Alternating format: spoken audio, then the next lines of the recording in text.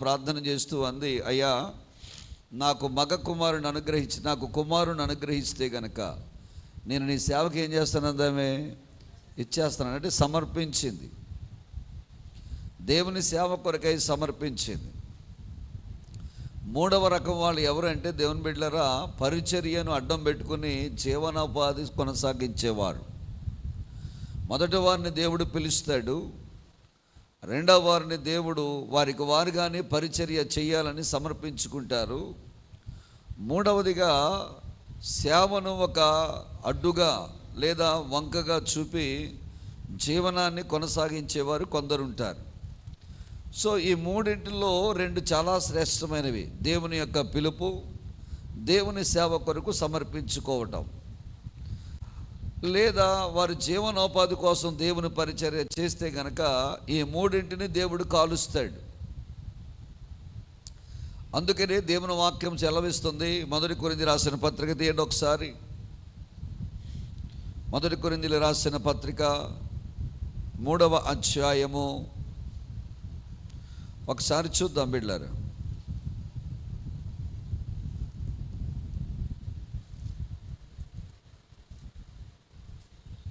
పౌలు ఇక్కడ 3వ అధ్యాయంలో పౌలు కొరింథీ సంఘంలో ఉన్న వారితో మాట్లాడుతూ అంటాడైనా 10వ వచనం చదవండి. దేవుడు నాకు అనుగ్రహించిన కృప చొప్పున నేను నేర్పరి అయిన శిల్పకారుని వలె పునాది వేసి తిని, మరి ఒకడు దాని మీద కట్టుచున్నాడు.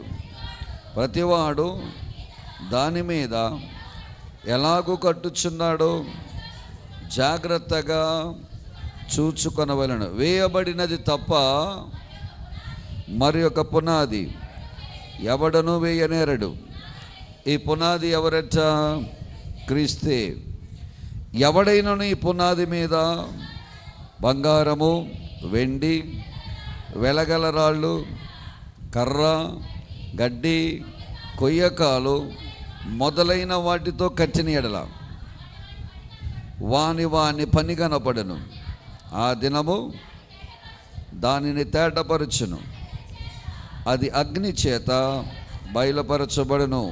మరియు వాని పని ఎట్టిదో దానిని అగ్నియే పరీక్షించును. పునాది మీద ఒకడు కట్టిన పని నిలిచిన ఎడల వాడు జీతము పుచ్చుకొనును. ఒకని పని కాల్చివేయబడిన ఎడల వానికి నష్టము కలుగును. అతడు తన మట్టుకు రక్షించబడును కానీ అగ్నిలో నుండి తప్పించుకున్నట్టు రక్షించబడను. ఇది ఇక్కడ పౌలు భక్తుడు ఎనాలజీ చెప్తున్నాడు.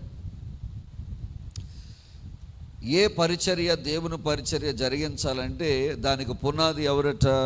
యేసుక్రీస్తు వారే. ఆ పునాది మీద మనం కట్టుకోవాలి మన జీవితాలు. దేవుడు అంటాడు, ఈ సేవకులకి కొంతమందికి కొన్ని దాన్ని ఏమంటారు, కట్టుకునేటువంటివి ఇచ్చాడు. అందులో పనిముట్లు ఇచ్చాడు. అందులో కొందరికి ఏమి ఇచ్చాడట? వెండి ఇచ్చాడు, బంగారం ఇచ్చాడు, వెలగల రాళ్ళు ఇచ్చాడు. ఒక పక్కన కర్ర, గడ్డి, కొయ్యకాలు పెట్టాడు.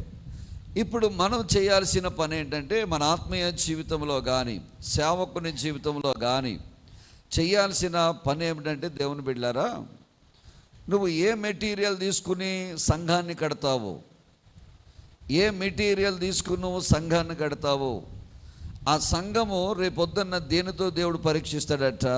అగ్నితో పరీక్షిస్తాడట. అంటే ప్రతి సేవకులు చేసేటువంటి పనిని దేవుడు ఒక దినాన పరీక్షిస్తాడు.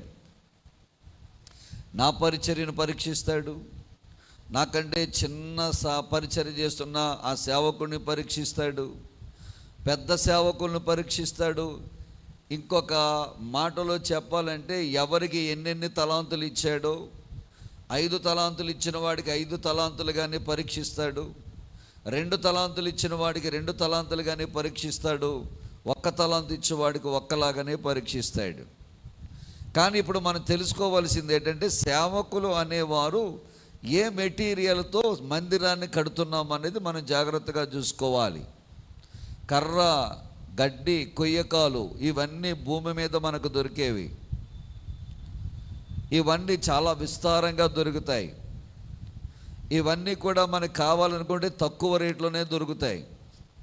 అవి తీసుకొచ్చినట్లయితే మనం కట్టినట్లయితే చాలా విస్తారమైన పెద్దదైనటువంటి మందిరం మనం కట్టవచ్చు, జనాలను మనం పోగేయవచ్చు. కానీ రేపొద్దున దాన్ని అగ్నితో కాలిస్తే కనుక, అగ్నికి ఆహుతి అయిపోతే కనుక మిగిలేదేంటి చెప్పండి? బూడిద తప్ప మరేమి అని అంటాడు. నువ్వు చేసిన సేవ, దైవజనుడా, నువ్వు చేసిన సేవ నిష్ప్రయోజనం అయిపోద్ది, నిష్ఫలం అయిపోద్ది. కానీ నువ్వు కష్టపడ్డావు కాబట్టి, నీవు చాలా పరిచర్య చేసావు కాబట్టి, త్యాగము చేసావు కాబట్టి, చాలా నలిగిపోయావు కాబట్టి, చాలా పరిచర్య చేసావు కాబట్టి, నీవు అగ్నిలో కంటే నరకములోకి వెళ్ళకుండా నిన్ను నువ్వు తప్పించుకుంటావే తప్ప సంఘం అంతా కూడా ఎక్కడికి వెళ్ళిపోద్దట? కాలి బూడిదైపోద్ది అంటాడు.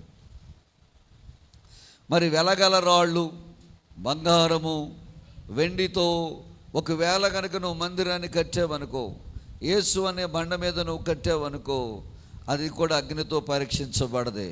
ఈ వెండికి, ఈ బంగారానికి, ఈ వెలగల రాళ్ళకి అగ్ని తగిలితే అవి బూడిదవ్వు. అగ్ని తగిలితే అవి ఏమవుతుంది చెప్పమంటారా?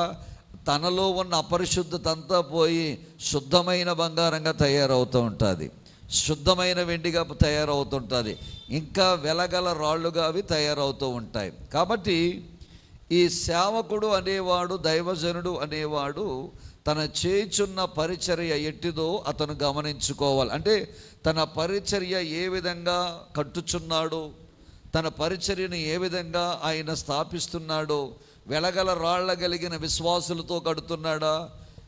శ్రమ వచ్చి, కష్టం వస్తే, బాధ వస్తే అప్పటికప్పుడు ఇరిగిపోయి కాలిపోయే విశ్వాసులతోనే మందిరాన్ని నింపుతున్నాడు. సేవకుడే గుర్తిరకాలి.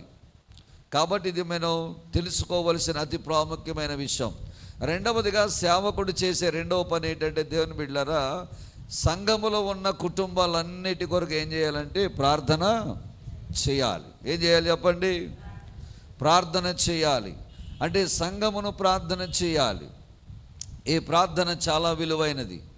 సంఘము కొరకు ప్రార్థన చేయాలి, సంఘములో ఉన్న కుటుంబాలన్నిటి కొరకు ప్రార్థన చేయాలి, సంఘములో ఉన్న బిడ్డల కొరకు ప్రార్థన చేయాలి. సేవకుడు అనేవాడు, సేవకురాలు అనేవారు ఖచ్చితంగా వారు ఏం చేయాలంటే ప్రార్థన చేయాలి. మూడవదిగా మనం చూసినట్లయితే ఇర్మియా గ్రంథం 3వ అధ్యాయం 15వ వచనం తీయండి. ఇర్మియా గ్రంథము 3వ అధ్యాయం 15వ వచనం. నాకిష్టమైన కాపరులను మీకు నియమింతును, వారు త్యాగముతోనూ, వారు జ్ఞానముతోనూ, వివేకముతోనూ మిమ్మును ఏలుదురు. మీరు ఆ దేశములో అభివృద్ధి పొంది విస్తరించు దినములలో జనులు యెహోవా నిబంధన మందసమని ఇక నుంచి చెప్పరు. వినండి జాగ్రత్తగా. దేవుడట సేవకులను నియమిస్తాడట. వారు దేనితో పరిచర్య చేస్తారంట? జ్ఞానముతోనూ. దేంతో చేస్తారట? జ్ఞానముతోనూ వివేకముతో. ఏం చేస్తారంటే వారు పరిచర్య చేస్తారు, బోధిస్తారు. సేవకుడు అనేవాడు సంఘానికి జ్ఞానముతోనూ వివేకముతోనూ బోధించాలి, దైవ మాటలు అందించాలి, దైవ కార్యాలు జరిగించాలి. అందుకనే ఈ సంఘములో ఉన్న కాపరి, సంఘములో ఉన్న దైవ సేవకుడిని పాస్టర్ గారు అంటారు. పాస్టర్ అనేటువంటి పదము లాటిన్ వర్డ్ నుంచి వచ్చింది. ఆ లాటిన్ వర్డ్ ఏమంటారంటే షెపర్డ్ అంటారు, గొర్రెల కాపరి అంటారు. సంఘాన్ని కూడా దేవుడు దేంతో పోల్చాడంటే గొర్రెలతోనే పోల్చాడు. యోహాను శుభవార్త 10వ అధ్యాయం 10వ వచనంలో చూస్తే కనుక, 18వ వచనంలో చూస్తే కనుక, 10-18వ వచనంలో చూస్తే కనుక, నా గొర్రెలు నా స్వరము వింటాయని చెప్పాడు. అంటే దేవుడు సంఘాన్ని దేనితో పోల్చాడంటే గొర్రెలతో పోల్చాడు. మరి ఆయన ఎవరంట? ప్రధాన కాపరి. దేవునికి స్తోత్రం కలుగునుగాక. హల్లెలూయా. ఈ సంఘానికి ప్రధాన కాపరి ఎవరన్నమాట? ప్రభువైన యేసుక్రీస్తు వారు. చూడండి, అపోస్తుల కార్యం 20వ అధ్యాయము 28వ వచనం చదవండి. అపోస్తుల కార్యం 20వ అధ్యాయం 28వ వచనం. దేవుడు తన స్వరక్తమిచ్చి సంపాదించిన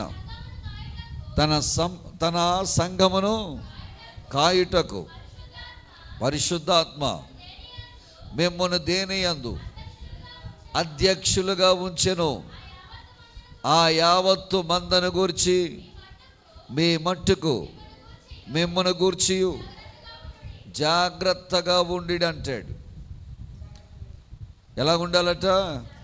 జాగ్రత్తగా. సేవకులకు చెప్తూ ఉన్నాడు, ఈ సంఘమును కాయుటలో మీరు చాలా జాగ్రత్తగా ఉండాలి అంటాడు. దేవునికి స్తోత్రం కలుగును గాక. ఇందాక మనం చదివిన 23వ కీర్తనలో చాలా అద్భుతమైన మాటలు అందులో రాయబడి ఉన్నాయి. 23వ కీర్తన దావీదు కీర్తన అంటారు. 23వ కీర్తన ఒక గొర్రె ఒక కాపరితో మాట్లాడుకున్నట్లుగా ఉంటుంది. గొర్రెలు అనే మాట బైబిల్ గ్రంథంలో దరిదాపుగా 200 కంటే పైగా ఉన్నాయి. కాపర్ అనే మాట కూడా 70 కంటే ఎక్కువగా ఉన్నట్లుగా మనం చూస్తూ ఉంటాం. ఈ 23వ కీర్తన మనం చూస్తే కనుక మొదటి 3 వచనాలు లోయలో మొదటి 3 వచనాలు పొలములో జరిగినట్లుగా మనకు కనపడతాయి. తర్వాత 5, 6, 7 వచనాలు మనకి ఎక్కడ 5, 6 వచనాలు మనకి లోయలో కనపడినట్లుగా జరిగినట్లుగా కనపడతాయి. మిగతా వచనాలు మనం చూస్తే కనుక టెంట్లో జరిగినట్లుగా మనకు కనపడతాయి. బిడ్లారా, ఈ దావీదు తనను తాను గొర్రెగా ఊహించుకొని యెహోవా దేవుణ్ణి తన కాపరిగా చేసుకుని మాట్లాడుతున్నట్టుగా ఉంటుంది. ఈ యొక్క గ్రంథం ఎలాగుంటుందంటే, ఈ కీర్తన ఎలాగుంటుందంటే, ఒక గొర్రె ఒక కాపరితో మాట్లాడుతున్నట్లుగా ఉంటుంది. ఇక్కడ కాపరి యొక్క గొప్పతనాన్ని మనం చూడవచ్చు, ఒక పాస్టర్ యొక్క గొప్పతనాన్ని చూడవచ్చు, ఒక మంద కాపరి యొక్క గొప్పతనాన్ని చూడవచ్చు. ఈ గొర్రెకు ఈ కాపరి ఏం చేశాడట? ఏమేమి కార్యాలు చేశాడు?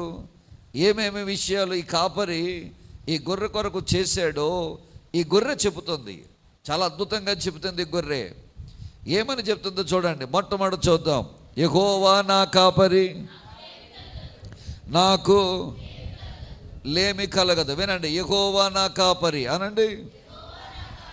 ఈ గొర్రె అంటుంది, నాకు ఒక కాపరి ఉన్నాడు, ఆయనే నా కాపరి అంటాడు. ఎవరంట కాపరి? యెహోవా అంటుంది. ఈ గొర్రె అంటుంది, యెహోవా నా కాపరి. ఈ గొర్రె మాట్లాడుతుంది. గొర్రెకు ఉన్నటువంటి మొదటి లక్షణం చెప్తున్నాను, జాగ్రత్తగా ఆలకించండి. ఏ జంతువునైనా కొడితే కనుక అది మన మీద తిరగబడుతుంది, లేదా రెండవది అక్కడి నుంచి పారిపోద్ది. కానీ కొట్టినా తిట్టినా ఏమనకుండా అలాగ మౌనంగా ఉండేదే గొర్రె. ఈ గొర్రెకు ఉన్నటువంటి మరొక లక్షణం ఏంటంటే, ఈ గొర్రె తనకు తానుగా దారి చేసుకుని వెళ్ళడం దీనికి తెలియదు. ఇంకో మాటలో చెప్పాలంటే, గొర్రెకి నావిగేషన్ చేయడం అనేది దానికి తెలియదు. ఎవరో ఒకరు నడిపిస్తే కానీ అది ముందుకు కొనసాగదు. అందుకే గొర్రెకు తప్పనిసరిగా ఎవరు కావాలంటే ఒక కాపరి కావాలి. అందుకే మీరు చూడండి, 2, 3 గొర్రెల కాపర్లు ఏం చేస్తారు చెప్పమంటారో? వారి మందలన్నిటినీ కలిపేస్తారు. వారి మందలన్నిటినీ కలిపేసి వాళ్ళు ఏం చేస్తారంటే, ఒకడు ఎడం వైపున ఉంటాడు, ఒకడు కుడి వైపున ఉంటాడు, ఒకడు ముందు ఉంటాడు, ఇంకొకడు వెనకాల ఉంటాడు. ఈ గొర్రెలన్నిటినీ ఏం చేస్తాడో చెప్పమంటారా? వాళ్ళ రోడ్డు మీద నడిపించుకుంటూ వెళ్ళుచుండగా 4 వైపులా 4 ఉండి ఆ గొర్రెలన్నిటినీ కలుపుకొని తీసుకుని పోతూ ఉంటారు. పొలంలో మేపుతూ ఉంటారు. మరి ఈ గొర్రెలన్నీ ఎలాగూ విడపడతాయి? ఈ గొర్రెలన్నీ ఎలాగూ వేరవుతాయి? అన్ని గొర్రెలు కలిసిపోయినాయి కదా. అన్ని గొర్రెలు కలిసిపోయిన తర్వాత ఈ గొర్రెలు ఎలాగూ వేరవుతాయో చెప్తాను వినండి. సాయంత్రం అయ్యేసరికట గొర్రెల కాపర్లు అంట వాళ్ళ దొడ్డు దగ్గరికి వెళతారంట. ఆ దొడ్డు దగ్గర నిలబడి తన ప్రధాన ద్వారం దగ్గర ఏ కాపరి ఆ కాపరి దొడ్డు దగ్గర నిలబడతాడట. నిలబడిన తర్వాత అద్భుతమైన విషయం ఏంటంటే, ఆ కాపరి ఒక రకమైన స్వరాన్ని విడిపిస్తాడట, పిలుస్తాడట. ఎప్పుడైతే పిలిచాడో విచిత్రమైన అద్భుతమైన సంగతి చెప్పమంటారా? ఏ గొర్రెలు ఆ కాపరి స్వరాన్ని వినంటే ఆ దొడ్డులోకి వెళ్ళిపోతాయట. ఆ దొడ్డులోకి వెళ్ళిపోయిన తర్వాత ఆ కాపరి ఏం చేస్తాడు? ఆ ప్రధాన ద్వారానికి ఏం చేస్తాడట? గేటు వేస్తాడు. అందుకనే ఈ గొర్రెకు ఖచ్చితంగా ఎవరు కావాలన్నమాట? కాపరి కావాలి. సంఘానికి ఒక మంచి కాపరి కావాలి. దేవునికి స్తోత్రం చెప్పండి. హల్లెలూయా, హల్లెలూయా. ఈ లోకములో విశ్వాసి ఈ భయంకరమైన దినాలలో, చీకటి లోకములో మన జీవితాలు పక్కకి తప్పిపోకుండా, సాతాను వలలో పడకుండా, మనము ఇటువైపుని దిగజారిపోకుండా ఒక మంచి మార్గములో నీ ముందుండి నడిపించడానికి ఒక మంచి కాపరి మనకు కావాలి. ఆ కాపరే దేవుని సేవకుడై ఉన్నాడు. దేవునికి స్తోత్రం కలుగునగాక. హల్లెలూయా. ఈ కాపరి స్వరాన్ని గొర్రెలు ఏం చేయాలట? వినాలి. ఏం చేయాలండి? వినాలి. నా గొర్రెలు నా స్వరము వింటాయి అన్నాడు. యోహాను సువార్త 10:18 చదవండి ఒకసారి.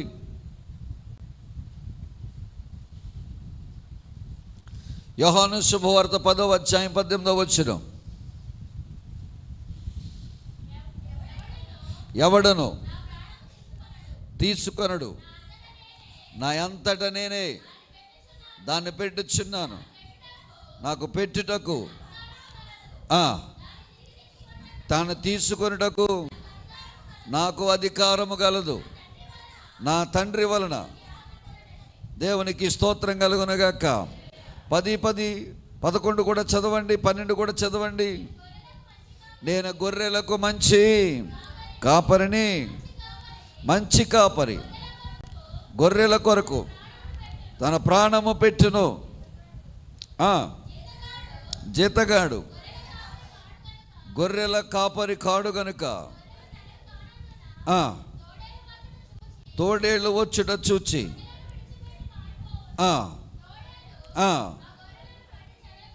కొట్టి చెదరగొట్టెను. గొర్రెలను గూర్చి పారిపోవును.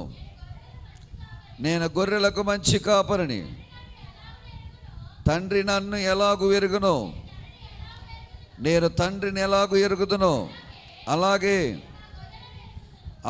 నా గొర్రెలు నేను ఎరుగుదును, నా గొర్రెలు నన్ను ఎరుగును. 16 చదువుతాం. ఈ దొడ్డి కాని వేరే గొర్రెలు నాకు కలవు, వాటిని కూడా నేను తోడుకొని రావలను, అవి నా స్వరము వినును. అప్పుడు మంద ఒక్కటియు గొర్రెల కాపరి ఒక్కడియు అగును. దేవునికి స్తోత్రం కలుగునుగాక. బిడ్డలారా వినండి, యేసయ్య గొర్రెలు యేసయ్య స్వరాన్ని వింటాయి. మనము కూడా దేవుని మందిరంలో ఉన్న బిడ్డలము. దేవుని మందిరంలోకి వచ్చిన తర్వాత, దేవుని వాక్యం విన్న తర్వాత ఇది మనకి దేవుని స్వరము వలె వినబడాలి. యేసయ్య స్వరము మనకి వినబడాలి. మనకి వినబడడం లేదు అని అంటే కనుక మనము దేవుని స్వరముతో అవినాభావ సంబంధము కలిగి ఉండిన వారము కాము. ఇంకో మాటలో చెప్పాలంటే, మనం ఎవరైతే ప్రతిరోజు మనము వాళ్ళ స్వరం వింటామో వాళ్ళ స్వరం మనం ఈజీగా గుర్తుపట్టగలం. ఆదివారం గుడికొచ్చి కూర్చున్నాయి, 1 గంట 2 గంటల్లో నీకు అనిపించవచ్చు వాక్యం ఎలాగ ఉంటుందంటే చాలా బోరు కొట్టినట్టుగా ఉండొచ్చు, వాక్యము నీకు చిరాగ్గా ఉండొచ్చు, వాక్యము నీకు చాలా బాధగా ఉండొచ్చు. ఎందుకో చెప్పమంటావా? మనము యేసయ్య స్వరము వినలేకపోతున్నాము కాబట్టి అది మనకి చిరాగ్గా కనపడుతుంది. ఎవరైతే దేవుని స్వరాన్ని వింటారో, యేసు స్వరాన్ని వింటారో, వాక్యములో దేవుని స్వరాన్ని వింటారో వాళ్ళట మీ స్వరమును మిమ్మలను నా యేసయ్య ఎరిగి ఉంటాడు. దేవునికి స్తోత్రం కలుగునుగాక. అందుకే ఆయన అంటాడు, నా గొర్రెలు, ఆయన సన్నిధిలో ఉన్న గొర్రెలము మనమైతే ఆయన స్వరము వినగలిగే వారంగా మనం ఉంటాం. మనకి వినబడడం లేదంటే ఆయన స్వరము వినే వారంగా మనము లేము. ఈ స్వరాన్ని మనం ఎలా వినగలం? ఇది దేవుని మాట, ఇది దేవుని స్వరం అని మనం ఎలాగూ చెప్పగలం? ప్రతిరోజు నువ్వు ప్రార్థన వాక్యము చదివితే గనక, ప్రతిరోజు నువ్వు ప్రార్థన చేస్తే గనక, ప్రతిరోజు నువ్వు వాక్యము చదివితే గనక ఖచ్చితంగా నువ్వు గుర్తుపట్టగలుగుతావు. దేవుని సేవకు నోటి నుండి వచ్చే ప్రతి మాట యేసయ్య స్వరం అని గుర్తుపట్టగలుగుతాం. ఇంకొక అద్భుతమైన మాట చెప్తున్నాను, జాగ్రత్తగా ఆలకించండి. ఇంకొక అద్భుతమైన మాట చెప్తున్నాను, జాగ్రత్తగా ఆలకించండి. ఎప్పుడైతే మనము దేవుని స్వరాన్ని గుర్తుపట్టగలిగామో మన పరిస్థితులను మార్చగలిగింది ఆయన మాత్రమే. ఆయన ఒక్కడే మన పరిస్థితులను మార్చగలడు. దేవుని బిడ్డలారా, కాబట్టి జాగ్రత్తగా గమనించండి. ఎబ్రిల్ రాసిన పత్రిక 1:1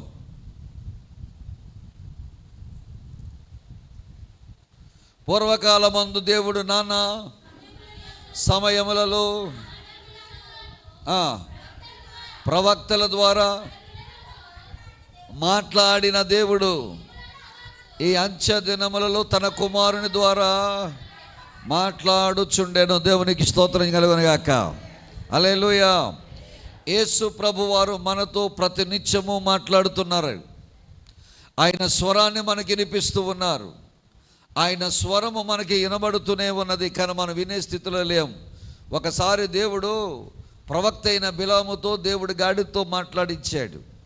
గాడిదతో మాట్లాడిన స్వరము బిలాము వెలగడిగాడు, కానీ దేవుని సేవకుని నోట నుండి వచ్చే మాటలు మనం వినలేకపోతున్నాం.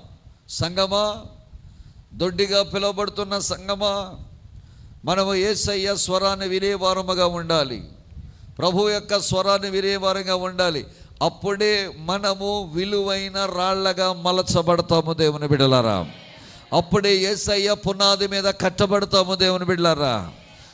అగ్ని వచ్చి కాల్చిన మన విశ్వాసము కానీ మన ఆత్మీయ జీవితము కానీ ఒక నూతనమైన శుద్ధి చేయబడుతుందే తప్ప కాలి బూడిదైపోయి ఏ స్థితిలోకి ఎట్టి పరిస్థితిలో రాదు. యేసయ్యకి మహిమ కలుగునుగాక. అందుకే ఈ గొర్రె అంటది, యెహోవా నా కాపరి అంటుంది. ఎంత గొప్ప సంగతో చూడండి. రెండవది చూద్దాం బిడ్డలారా. నాకు లేమి కలగదంటున్నాడు. లేమి కలగదంటే కరువు రాదని కాదు. లేమి కలగదంటే గనక కష్టము రాదని కాదు, కరువు రాదని కాదు, లేకపోతే ఇబ్బంది రాదని కాదు. ఈ గొర్రె యొక్క నమ్మకం ఏంటో చెప్పమంటారా? నా యెహోవాయే నా కాపరిగా ఉంటే నాకు లేమి కలగదంటుంది. అంటే ఒకవేళ కష్టమే రావచ్చుగాక, ఇబ్బందే రావచ్చుగాక, లేకపోతే చాలా నష్టమే జరగచ్చుగాక, చాలా సందర్భాల్లో నా జీవితాల్లో పోగొట్టుకోవచ్చుగాక, నేనైతే నమ్ముతున్నాను నా దేవుడు నా కాపరిగా ఉన్నాడు కాబట్టి ఎంత పోగొట్టుకున్నా, ఎంత లేమిలో ఉన్నా, ఎంత కరువులో ఉన్నా, ఎంత కష్టంలో ఉన్నా, ఏదో ఒక దినమున ఆయన నన్ను ఖచ్చితంగా నా అవసరతలన్నీ తీర్చేవాడు నాకున్నాడు. దేవునికి మహిమ కలుగును గాక. హల్లెలూయా, హల్లెలూయా. చూడండి, చాలా సందర్భాల్లో భోజనంకి వెళ్ళాం అనుకోండి, పెళ్లి భోజనాలకు ఏదో భోజనాలకు వెళ్ళాం అనుకోండి, వడ్డించేవాడు మనవాడైతే మనం ఎక్కడ కూర్చున్నా పర్వాలేదు, మనం చూసి తీసుకొచ్చి అంటారు కదా, వడ్డించేవాడు మనవాడైతే ఏ మూల కూర్చున్నా పర్వాలేదు. ఒక అమ్మాయి ఆ బస్ స్టాప్లో కాక వాళ్ళ ఇంటి ముందు నుంచుందంట. అందరు అన్నారంట, బస్సు అక్కడ ఆగుద్ది కదా, నువ్వెందుకు ఇంటి ముందు నుంచున్నావు అన్నాడట. ఆ అమ్మాయి అందంట, బస్సు నడిపేవాడు మా నాన్నగారు. ఎవరట? బస్సు నడిపేవాడు మా నాన్న. నేను ఎక్కడ ఉంటానో అక్కడ తీసుకొస్తాడు మా నాన్న నా కోసం బస్సు అందంట. ఎగ్జాక్ట్గా ఇదే దేవుని బిడ్డలారా. దేవుడే నీ కాపరైతే నువ్వు ఎక్కడున్నావో అక్కడికే నీ దేవుడు దిగి వస్తాడు, నీ కొరకు వస్తాడు, నిన్ను బలపరుస్తాడు, నీకు కావలసిన కార్యాలు దేవుడు జరిగిస్తాడు. మనం ఆయన దగ్గరికి వెళ్ళడం కాదు, ఆయనే మన దగ్గరికి వస్తాడు. మనము యేసయ్యను కాపరిగా చేసుకోవాలి. అందుకే ఏమనాలి? యెహోవా నాకు చెప్పాలి, నాకు లేమి కలగదంటే ఏ నష్టము, కష్టము, బాధ ఏమి ఉండదని కాదు, ఉన్నా చూసుకోగలిగిన ఓ కాపరి నాకు ఉన్నాడు. హల్లెలూయా. సమకూర్చగలిగిన కాపరి ఉన్నాడు, బలపరచగలిగిన కాపరి ఉన్నాడు, కరువు తీర్చగలిగిన కాపరి ఉన్నాడు, నాకు సమృద్ధి ఇవ్వగలిగిన కాపరి ఉన్నాడు. అందుకే నాకు లేమి. యేసయ్యకి మహిమ కలుగునగాక. తర్వాత వచ్చిన చూద్దాం. పచ్చిక గల చోట్ల ఆయన నన్ను ఏం చేస్తున్నాడు అంటున్నాడు? పరుండ చేయుచున్నాడు. కాపరండి ఈ యొక్క పచ్చిక ఎక్కడైతే ఉంటుందో అక్కడికి ఈ గొర్రెలను తోలుకెళ్తాడట. ఈ గొర్రెలను తోలుకెళ్ళిన తర్వాత, గొర్రెలు మేత వేసిన తర్వాత అవి నెమరు వేస్తాయి. ఆ నెమరు వెయ్యాలి అంటే కనుక, అవి పడుకోవాలంటే కనుక, విశ్రాంతి తీసుకోవాలంటే కనుక ఖచ్చితంగా అవి నేల మీద పడుకుని తమ పొట్టను నేల కాలించి నెమరు వేస్తూ పడుకుంటాయి గొర్రెలు. మరి సేద తీర్చడం అంటే ఏమిటి? మనం ఏదైనా పని చేస్తున్నాం అనుకోండి, ఏదైనా ప్రయాణం చేస్తున్నాం అనుకోండి, చేసే ప్రయాణంలో అలసట వచ్చిందనుకోండి, ఏ చెట్టు నీడ దగ్గరకో ఏ ఇంటి నీడ దగ్గరికి వెళ్ళి కూర్చున్నాం అనుకోండి, దాన్ని ఏమంటారంటే అలసట తీర్చుకోవడం అంటారు, సేద తీర్చడము అంటారు. ఈ గొర్రెలు కూడా అంతేనండి. అవి మేసి మేసి మేసి మేసిన తర్వాత రాత్రి సమయాల్లో అవి పడుకోవాలి. పడుకునే ముందు ఏం చేస్తాయి అంటే పొట్టను నేలకు ఆనించి నెమరు వేస్తాయి. ఆ నెమరు వేసే సమయంలో అవి హాయిగా నిద్రపోవాలంటే, సేద తీర్చబడాలంటే అవి 4 భయాల నుండి విడిపించబడాలి. ఎన్ని భయాలు చెప్పండి? 4 భయాల నుండి విడిపించబడాలి. నెంబర్ 1 భయం, జాగ్రత్తగా గమనించండి, శత్రువుల భయం నుండి విడిపించబడాలి. గొర్రెకు శత్రువులు ఎవరుంటారు చెప్పండి? గొర్రెకు శత్రువులు ఎవరుంటారు అడవిలో? క్రూర జంతువులు. క్రూర జంతువులో 3-4 పేర్లు చెప్పండి. 1 సింహం, 2వది పులి, 3వది చిరుత పులి, 4వది తోడేలు. ఇవన్నీ ఎవరిని తినడానికి చూస్తూ ఉంటాయి? గొర్రెలను తినడానికి, భోజనం చేయడానికి చూస్తూ ఉంటాయి. శత్రువులు వారు చుట్టూ తిరుగుచూ ఉండగా గొర్రెకు నిద్ర పడుతుందా? శత్రువులు వారు చుట్టూ తిరుగుచూ ఉండగా సింహాలు, పులులు, ఎలుగుబంట్లు, తోడేళ్ళు వాటి చుట్టూ తిరుగుచుండగా గొర్రె సుఖముగా నిద్రపోగలదా? అవి వస్తాయేమో, అవి మమ్మల్ని తినేస్తాయేమో అని భయముతో వీటికి ఏం పట్టదు చెప్పండి? నిద్ర పట్టదు. సంఘములో ఉన్న గొర్రె నీ పరిస్థితి కూడా అలాగే ఉంది. శత్రువు అనే సాతానుగాడు నీ కుటుంబాన్ని చిన్నాభిన్నం చేయడం వల్ల, శత్రువు అనే సాతాను నీ కుటుంబంలో భయంకరమైన శోధనలు పెట్టడం వల్ల, శత్రువైన సాతాను నిన్ను బయట నుంచి చాలా ఆగం చేయడం వల్ల, చాలా ఇబ్బంది పెట్టడం వల్ల మనలో కొంతమందికి శత్రువు వేసేట క్రూరమైన శత్రువు యొక్క వలలో పడిన మన జీవితాలకి సరైన నిద్ర పట్టడం లేదు. మన చుట్టుపక్కల యోబు అంటాడు కదా, నేను ఏదైతే వస్తుందని భయపడ్డానో అదే నాకు జరిగిందంటాడు. చూడండి ఈ మాట, ఆ మాట మనం చూస్తే కనుక మనం చూడొచ్చు. యోబు గ్రంథం 3వ అధ్యాయం 25వ వచనంలో, ఏది వచ్చునని నేను గొప్పగా భయపడుతున్నాను, అదే నాకు సంభవించింది. వినండి బిడ్డారా, కరోనా సమయంలో వైరస్ కన్నా భయమే ఎక్కువ మందిని చంపేసింది. మన జీవితాల్లో కూడా జరిగే కార్యం ఒకటైతే మనల్ని భయపెట్టి చంపేది మరొకటి. మనలో చాలామంది భయానికి చనిపోతూ ఉన్నాం. భయం, నలుదిశలా భయం, సాతాను గడిపెట్టే భయం, రోగ విషయంలో భయం, అప్పుల విషయంలో భయం, కుటుంబాల విషయంలో భయం, నీ కూతురు విషయంలో భయం, నీ కొడుకు విషయంలో భయం, అన్నిటికంటే ముఖ్యంగా నీ విషయంలో భయం. ఈ చుట్టుపక్కల ఈ భయాలన్నీ ఉండడం వల్ల చాలా సందర్భాల్లో మనము భయము వల్లనే మన ప్రాణాలు పోగొట్టుకుంటాం. అందుకే చాలామందికి భయము వలన నిద్ర పట్టకుండా ఉంది. ఈ గొర్రెలకు కూడా భయము వల్ల శత్రువులు వచ్చి మీద పడతారేమోనన్న భయం వల్ల ఈ గొర్రెలు నిద్రపోకుండా ఉన్నాయి దేవుని బిడ్డలారా. రెండవది, ఈ గొర్రెలు నిద్రపోకుండా, సేద తీర్చకుండా చేసే రెండవది ఏంటంటే లోపలున్న బాధ. ముందేమో బయట ఉన్న శత్రువులు భయపెట్టడం వల్ల, రెండవది బాధ. ఏంటి బాధ? ఒకసారి ఈ గొర్రె దొడ్డెలోకి వెళ్ళిన తర్వాత ఆ దొడ్డెలోని కొన్ని పొగరబోతూ గొర్రెలు ఉంటాయి. అవి ఏం చేస్తాయో తెలిసి ఉంటుంది, కాళ్ళతో తనడం ప్రారంభిస్తూ ఉంటాయి. కొన్ని అయితే కొమ్మెలతో పొడుస్తూ ఉంటాయి. ఈ పడుకోనివ్వకుండా కాళ్ళతో తొక్కేవి, కొమ్ములతో పొడిచేవి ఆ దొడ్డెలో చాలా ఉంటాయి. ఆ ఇంటిలో ఉన్నటువంటి ఆ గొర్రెల వల్ల కొన్నింటికి ఏం పడుతుందంటే సేద తీర్చబడ్డానికి అవకాశం ఉండదు. బిడ్లారా, బయట ఉన్న శత్రువులు ఒక పక్క చంపేస్తారేమన్న భయముతో బాధపడుతున్నటువంటి ఈ గొర్రె, ఇంటిలో ఉన్న గొర్రెలు కొమ్ములతో పడడం, కాళ్ళతో తనడం ప్రారంభిస్తారు. దానివల్ల ఆ గొర్రె సేద తీరకుండా అయిపోతుంది. దేవుని బిడ్లారా, ప్రియ దైవ జనాంగమా, మీకు మాట చెప్తున్నాను, బయట ఉన్న వారి సంగతి అలాగొంచు. ఇప్పుడు ఇంటిలో ఉన్న కొడుకులే తనడం ప్రారంభిస్తున్నారు. బయట ఉన్నటువంటి శత్రువుల గురించి అలా ఉంచండి, ఇంట్లో ఉన్న కూతుర్లే తిరగబడడం ప్రారంభిస్తున్నారు. మన మనవలే మన మీద ఎగబడుతూ ఉన్నారు. మన బిడ్డలే మన మీద తన్నుతూ ఉన్నారు. మన బిడ్డలే మనల్ని చీకొడుతూ ఉన్నారు. మన బిడ్డలే మనల్ని కాదంటూ ఉన్నారు. ఇదిగో ఇంటిలో ఉన్నటువంటి ఆ కష్టాలు, ఆ యొక్క బాధల వల్ల, ఇంటిలో ఉన్నటువంటి ఆ దరిద్రం వల్ల, ఇంటిలో నువ్వు పడుతున్న వేదన వల్ల నిన్నెవరు అర్థం చేసుకోక, నిన్నెవరు పట్టించుకోక, కొడుకు పట్టించుకోక, కూతురు పట్టించుకోక, పిల్లలు పట్టించుకోక, లోపల బాధతో కుమిలి కుమిలి కుమిలి రాత్రి సమయాల్లో కూడా నిద్ర పట్టగా లేచి ఏడుస్తున్న దినాలు కూడా నీ జీవితంలో ఉన్నాయి. ఒకటి, శత్రువుల చేత భయపడుతూ ఉన్నావు. రెండవది, ఇంటి లోపల ఉన్నవారు నీకు నిద్ర లేకుండా చేసేస్తున్నారు. మూడవది, దేవుని బిడ్డలారా జాగ్రత్తగా గమనించండి. మూడవ విషయం మనం చూస్తే కనుక భారం. ఒకటి భయం, రెండు బాధ, మూడవది భారం. ఏంటి భారం అంటే, గొర్రె పెరుగుతూ ఉన్నప్పుడు, గొర్రె 6 నెలలు దాటిన తర్వాత ఖచ్చితంగా దాని బొచ్చ కత్తిరించాలి.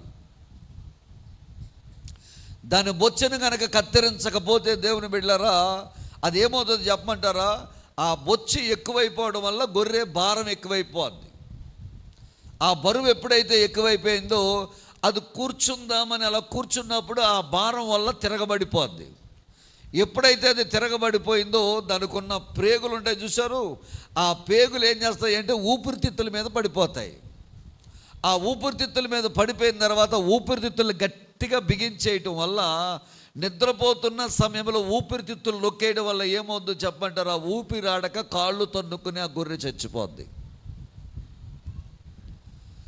ఊపిరాడక కాళ్ళు తన్నుకుంటూ ఆ గొర్రె చచ్చిపోద్ది.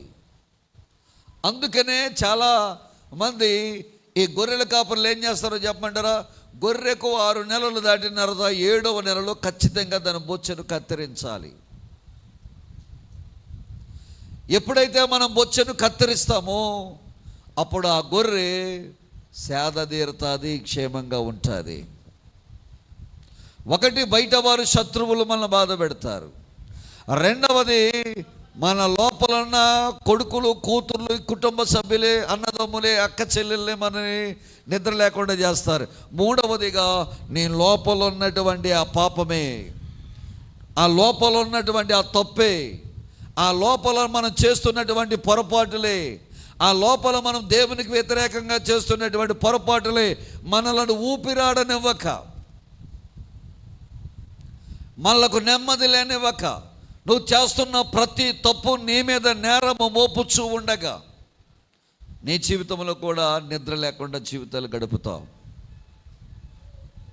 నాలుగవదిగా చూస్తే దేవుని బిడ్డలారా, ఆ గొర్రె ఎందుకు ఈ విధంగా అయిపోద్దంటే దానికి భోజనము లేనప్పుడు. ఏం లేనప్పుడు చెప్పండి? అది మేతకి వెళ్ళకుండా ఖాళీ కడుపుతో కూర్చున్నప్పుడు, లేదా తోటివారి మీద అలిగినప్పుడు, లేదా ఎవరి మీద అయినా గొడవ పెట్టుకున్నప్పుడు, అది భోజనము చెయ్యకపోతే దానికి ఆ రాత్రి అంతా ఏం పట్టదు చెప్పండి? నిద్ర పట్టదు. సో ఈ 4 కారణాల వల్ల అది సేద తీర్చబడలేదు. చెప్పండి, ఏది తీర్చబడలేదు చెప్పండి? ఒకటి, శత్రుభయం వల్ల. రెండవది, ఇంటిలో వారి బాధ వల్ల. మూడవది, మన లోపలున్న భారం వల్ల. నాలుగవది, ఆహారము లేకపోవటం వల్ల.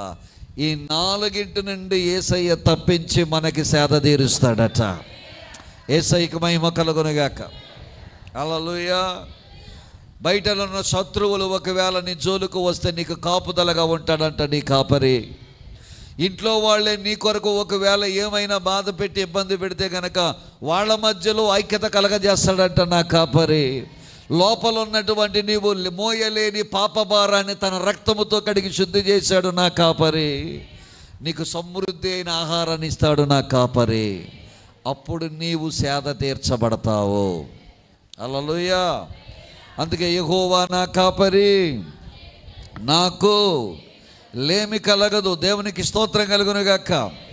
లోపల భారముతో నువ్వు బాధపడితే నా ప్రభువారు అన్నాడు, ప్రయాసపడి భారం మోసుకొనుచున్న సమస్త జనులారా నా యొద్దకు రండి, నేను మీకు ఏమి ఇస్తానని చెప్పింది? విశ్రాంతి కలగజేస్తానని చెప్పాడు. విశ్రాంతి కొరకు అక్కడికి ఎక్కడికి పరిగెడతాం కాదు. యేసయ్య దగ్గరికి రండి, ప్రభు దగ్గరికి రండి. ఖచ్చితంగా ఆయన మనకి ఏమిస్తాడట?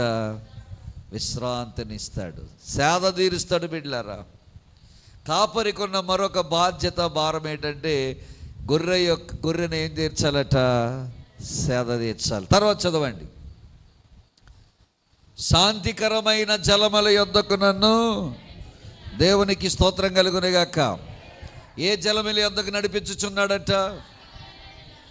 రైట్. మనం అందరము నీళ్లు తాగాలంటే మనకి ఎక్కువ ఇష్టం ఏంటంటే, చాలామంది ఆడవాళ్ళకి ప్రకృతి అంటే మీకు చాలా ఇష్టం. చెట్లన్నా, పువ్వులన్నా, సెలయేర్లన్నా, జలయేర్లన్నా, జలపాతాలన్నా మీకు చాలా ఇష్టం. అందుకే మీలో చాలా సందర్భాల్లో అక్కడికి ఇక్కడికి వెళ్ళాలని ఒక ఆశ కలిగి ఉంటారు. ఎక్కువ మంది స్త్రీలు ప్రకృతితో అటాచ్ అయి ఉంటారు. అందుకే మీకు వెళ్ళాలని ఒక ఆశ కలిగి ఉంటారు. అలాగే దేవుని బిడ్డలారా, గొర్రెలు కూడా అవి తాగే నీళ్ళు ఎలాగ ఉండాలంటే అవి చాలా నిమ్మళంగా ఉండాలి. స్టిల్ వాటర్స్ అంటారు, కదలకుండా ఉండాలి. ఎందుకు కదలకుండా ఉండాలి అని ఆలోచన చేస్తే, కుక్కలాగా తాగదు. ఏది? గొర్రె. కుక్కలాగా నీళ్లు తాగుతుంది చెప్పండి. మీరు ఎప్పుడన్నా చూసారా? కుక్క కరిస్తే బాధపడతామే తప్ప కుక్క ఎప్పుడైనా నీళ్ళు ఎలాగ తాగుతుందో ఎప్పుడన్నా కుక్కకు నీళ్లు పెట్టారా? దానికి పెట్టాల్సిన పని మనకి లేదు. పోనీ కుక్క ఎప్పుడన్నా నీళ్ళు తాగితే చూసారా? అది దేంతో తాగుద్ది? నాలుగుతో తాగదు. గొర్రె నాలుగుతో తాగదండి. గొర్రె ఎలాగో తాగితే ముట్టంత లోపలకు ముంచి గొర్రె ఏం చేస్తుంది? నీళ్ళు. ఒకవేళ పారే నీళ్ళలో కనుక నీళ్లు తాగితే, వినండి, పారే నీళ్ళలో కనుక నీళ్లు తాగితే ఆ ముట్టులోనికి నీళ్లు లోపల తాగుతున్నప్పుడు లోపలికి వెళ్ళిపోతే, ఆ లోపలికి వెళ్ళిపోయిన నీళ్ళు ఏమవుతాయి చెప్పమంటారా? బుర్రలోకి వెళ్ళిపోతాయి. బుర్రలోకి వెళ్ళిపోయిన తర్వాత దానికి తుమ్ములు మొదలవుతాయి. ఆ తుమ్ములు మొదలైన తర్వాత ఈ గొర్రెలు ఏం చేస్తాయంటే, అక్కడ ఏదైనా ఒక బండ ఉంటే బండకేసి స్పీడ్గా వెళ్ళి దాన్ని గుద్దేసుకుంటుంటుంది. అంటే గొర్రె ఆ బండకేసి కొట్టుకుంటూ ఉంటుంది. ఎందుకు కొట్టుకుంటుంది అంటే లోపలకు నీళ్ళు వెళ్ళాయి. ఆ నీళ్లు దాన్ని తిన్నంగా ఉండనివ్వకుండా ఇది ఏం చేస్తుందంటే బండకేసి కొట్టుకోవడం ప్రారంభిస్తుంటుంది. ఎప్పుడైతే ఈ గొర్రె బండకేసి కొట్టుకోవడం ప్రారంభిస్తుందో బ్లీడింగ్ అయిపోయి ఈ గొర్రె చచ్చిపోద్ది. అందుకే కాపరి ఏం చేస్తాడంటే, పారుచున్న నీళ్ళలోనికి దాన్ని త్రాగడానికి తీసుకువెళ్ళడు. మరి బురద నీళ్ళలోని తాగడానికి తీసుకువెళ్ళడు. బురద నీళ్లు తాగడానికి తీసుకువెళ్ళడు. ఎందుకు బురద నీళ్లు తాగడానికి తీసుకెళ్ళడంటే, జంతువులన్నిటిలోకెల్లా గొర్రె యొక్క జీర్ణ వ్యవస్థ చాలా అల్పమైంది, చాలా సెన్సిటివ్ కలిగింది. ఒకవేళ బురదలోకి వెళ్ళి నీళ్లు తాగేది అనుకోండి, ఆ బురద నీళ్ళు లోపలికి వెళ్ళాయి అనుకోండి, ఆ జీర్ణ వ్యవస్థ పాడైపోయాను అనుకోండి, ఆ జీర్ణ వ్యవస్థ పాడైపోయిన చోటనే బ్లడ్ మోషన్స్ లాంటివి అయిపోయి గొర్రె చనిపోద్ది. ఇటు పారుచున్న నీళ్లు తాగదు గొర్రె, ఇటు బురద నీళ్లు కూడా తాగదు గొర్రె. గొర్రెకి ఎప్పుడు ఎలాంటి నీళ్లు ఉండాలంటే క్లీన్గా, శుద్ధముగా నిలబడి ఉన్న వాటర్సే కావాలి. అక్కడికి నడిపిస్తాడంట కాపరి ఆ గొర్రెలను. దేవునికి స్తోత్రం కలుగునగాక. హల్లెలూయా, హల్లెలూయా. ఎక్కడ నడిపిస్తాడు చెప్పండి? బురద నీళ్ళు తాగకూడదు. నీరు ఈజ్వల్ టు వాక్యము, పరిశుద్ధాత్మ. మనం మంచి వాక్యమే తినాలి, త్రాగాలి. దేవునికి స్తోత్రం కలుగునగాక. ఎవడో చెప్తున్నాడని చెప్పి అక్కడికి వెళ్ళిపోయే వాక్యం వినకూడదు. అవి పారుచున్న నీళ్ళు, లేదా తప్పుడు సిద్ధాంతాలు, శనివారం సిద్ధాంతాలు, శుక్రవారం సిద్ధాంతాలు, ఈ సిద్ధాంతాలతో కలిపిన వాక్యం మనం వినకూడదు. అవి అజీర్తి చేస్తాయి. అవి చాలా తప్పుడు సిద్ధాంతాలు, మన జీవితాలను నాశనం చేస్తాయి. మనల్ని అన్వయించుకోవడం మనల్ని చేత కాకుండా చేస్తాయి. అందుకే మనము గొర్రెగా, సంఘ బిడ్డలముగా, ఒక గొర్రెగా ఎప్పుడు మంచి వాక్యమునే మనము త్రాగాలి, మంచి వాక్యమునే ధ్యానము చేయాలి, హెల్దీ అయిన వాక్యమునే మనం చదువుకోవాలి, బైబిల్ని చదవాలి. హల్లెలూయా. బైబిల్ కాకుండా ఏరొక పుస్తకం ఎవడు తెచ్చి ఇదే కరెక్ట్ అంటే వాడిని నమ్మనే. యేసయ్య తప్ప మనుషులు దేవుడు అన్నాడంటే అసలు నమ్మకూడదు. యేసే దేవుడు, ఆయనే శరీరధారిగా లోకంలోకి వచ్చాడు. దేవుడే శరీరధారిగా లోకానికి వచ్చాడు.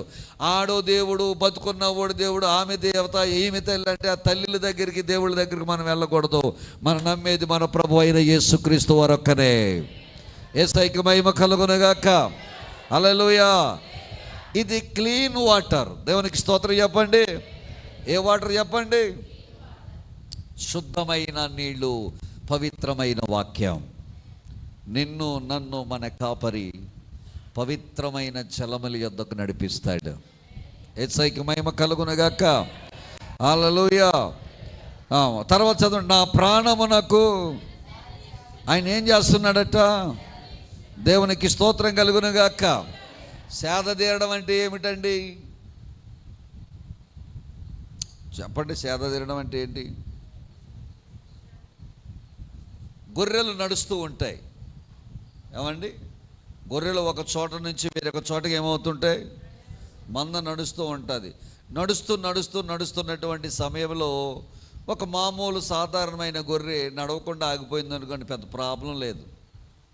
అది నడిచి అలసిపోయి అలా నిలబడింది, సేద తీరుతుంది.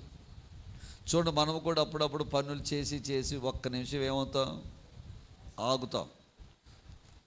కొంతమంది పని చేస్తూ మొదలెట్టినప్పుడే అలసిపోతూ ఉంటారు. కొంతమంది పని చేసిన మధ్యలో అలసిపోతూ ఉంటారు.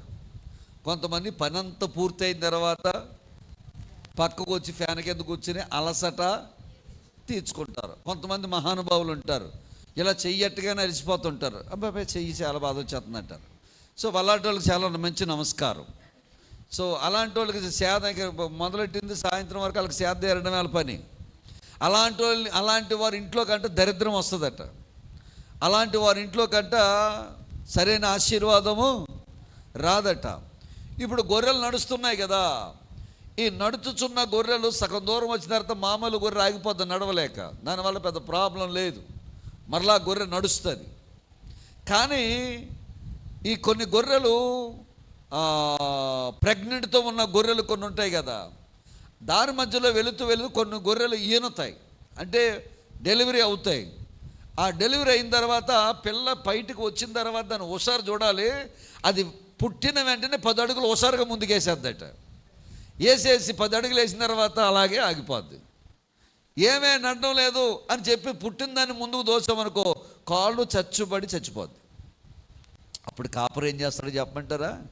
పుట్టిన బిడ్డ 10 అడుగులు వేసి అలాగే నిలబడిపోతే ఆ చిన్న పిల్ల దగ్గరికి వెళ్ళి ఆ కాపరి పైకి ఎత్తుకొని భుజం మీద వేసుకుని నడిపించుకుంటూ వెళ్తాడట.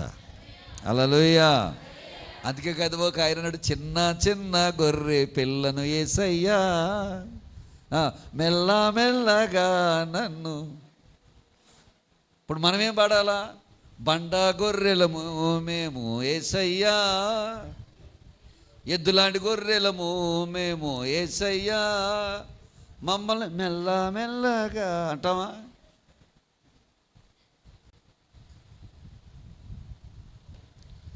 ఎద్దులాగా ఎదిగిపోయాం కదా. మన చిన్న గొర్రెలు ఏంటి? మన పెద్ద గొర్రెలం. యేసయ్యకి స్తోత్రం చెప్పండి, గట్టిగా చెప్పండి. యేసయ్యకి మహిమ కలుగునుగాక. సో చిన్నపిల్ల పుట్టిన వెంటనే 10 అడుగులు హుషారుగా వేస్తుంది. తర్వాత ముందుకు తోస్తే కనుక కాళ్ళు చచ్చుబడి చనిపోతుంది. ఆ చచ్చుబడి చనిపోయి ఆ గొర్రెను ఏం చేస్తారంటే కాపరి భుజం మీద ఎక్కించుకొని ఆ మంద వెనకాల నడుస్తూ ఉంటాడు. యేసయ్యకి స్తోత్రం కలుగునుగాక. 3వ గొర్రె నడుస్తూ ఉండగా ప్రెగ్నెంట్గా ఉన్న గొర్రె ఏం చేస్తుంది చెప్పమంటారా? ఆ గర్భిణీతో ఉన్న గొర్రె నడవలేక అలాగే ఆగిపోద్ది. అప్పుడు కాపరి దాన్ని తొందర పెట్టడు, కాపరి దాన్ని ముందుకు తొయ్యడు, కాపరి దాన్ని కొట్టడు. గొర్రె ఆగిన చోట కాపరి కూడా ఆగిపోతాడట. యేసయ్యకి స్తోత్రం. హల్లెలూయా. ఈ గర్భిణీ స్త్రీగా ఉన్న, ఈ గర్భిణీ గొర్రెగా ఉన్న ఈ యొక్క గొర్రె ఆగిపోతే ఆ గొర్రెతో పాటు మందను కూడా ఆపేస్తాడట. యేసయ్యకి స్తోత్రం. హల్లెలూయా. మీకు తెలుసా, బైబిల్ గ్రంథంలో ఆయన ఒక ఊరు వెళ్ళుచుండగా 12 సంవత్సరాల రక్తస్రావం కలిగిన ఒక స్త్రీ అందరి మధ్యలోకి వచ్చి ఆయన వస్త్రపు చెంగు ముట్టి ఏమైంది చెప్పండి? బాగుపడింది కదా. బాగుపడిన తర్వాత యేసుప్రభు ఏమన్నారు? ఎవరు నన్ను తాకారు అన్నారు. ఈ పక్కన ఉన్నవారు అన్నారు, ఏంటి బాబు ఇది అన్యాయంగా ఉంది, ఇంతమంది గుంపు నీ మీద పడిపోతుంటే నీ చేతులు మా మీద, మా చేతులు నీ మీద, భుజాలు రాసేసుకుని అందరూ ఇలా గడిపోతే ప్రత్యేకంగా మళ్ళీ నేను ఎవడో తాకాడు అంటే ఇది ఏమన్నా న్యాయమా ప్రభు అన్నారంటే వాళ్ళు. లేదా నన్ను ఎవడో తాకాడు, మహిమ నాలో నుంచి బయలు వెళ్ళింది అన్నాడు. ఈ వాక్యం చదువుతున్నప్పుడు నాకు ఒక అద్భుతమైన ఒక ఇన్స్పిరేషన్ మాట పరిశుద్ధాత్మ దేవుడు నాకు ఇచ్చాడు. అద్భుతమైన మాట. ఏంటో చెప్పమంటారా? అంత జనసమూహాలు ఆయన వెనకాల వెళ్ళిపోతున్నారు. అంత గొప్ప మంది ఆయన వెనకాల వెళ్ళిపోతూ ఉంటుంటే పోతున్న యేసయ్య సడన్గా ఆగిపోయాడు. వెళుతున్న యేసయ్య ఏమైపోయాడు? సడన్గా ఆగిపోయాడు. మరి యేసయ్య అయితే మిగతా వాళ్ళందరూ వెళ్ళిపోతారా ఉంటారా? చెప్పండి, ఉంటారా వెళ్ళిపోతారా? యేసు ప్రభువు ఆగారు అనుకోండి, మిగతా వాళ్ళందరూ ఆయన దాటేసి వెళ్ళిపోతారా? నువ్వు రా ప్రభువా, నువ్వు వెనకాల నీ ఇష్టం అంటారా? యేసు ప్రభువు ఆగాడు కాబట్టి మొత్తం అందరూ ఆగిపోతారా? చెప్పండి. అద్భుతమైన విషయం చెప్పమంటారా? ఒక రక్తస్రావం కలిగిన స్త్రీ కొరకు జనసమూహాన్నంతటిని కూడా నా యేసయ్య ఆపేశాడు. దేవుని బిడ్డలారా, దేవునికి మహిమ కలుగునుగాక. హల్లెలూయా. ఒక రక్తస్రావము కలిగిన స్త్రీ కొరకు అక్కడ ఉన్న 1000 మంది జనసమూహాన్ని దేవుడు అలాగే నిలబెట్టేశాడు. నీ కుటుంబములో నీ కొరకు నా దేవుడు అందరు నిలబెడతాడు. నీ కొరకు ఆగుతాడు, నీ పక్షంగా నిలబడతాడు. వెళ్ళిపోతున్న నీ బ్రతుకులో జరగరాని ఆగిపోతే కనుక నీ కొరకు నీ పక్షంగా నీ వద్దనే నా యేసయ్య నిలబడతాడు. కుటుంబాలు చుట్టాలందరూ నీ కొరకు ఆపుతాడు నా యేసయ్య. 2 చేతుల పైకి ఎత్తేసి స్తోత్రం చెప్పాలి. హల్లెలూయా, హల్లెలూయా, హల్లెలూయా. చూడండి 48వ కీర్తన 14వ వచనం, యెషయా గ్రంథము 46వ అధ్యాయం 4వ వచనం.